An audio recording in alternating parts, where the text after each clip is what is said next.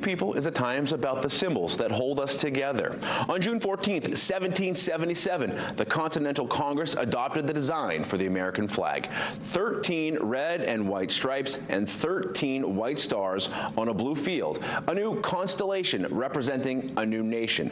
The revolution was still being fought, and nothing about independence was guaranteed. A shared flag wasn't just decoration, it was identity, morale, and a message to the world that these colonies intended to stand as one.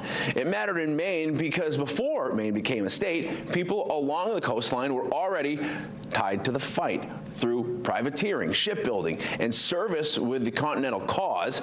The flag flew over harbors and homes, signaling unity in a place where the Atlantic brought both opportunity and danger. Until tomorrow, I'm Brian Sullivan.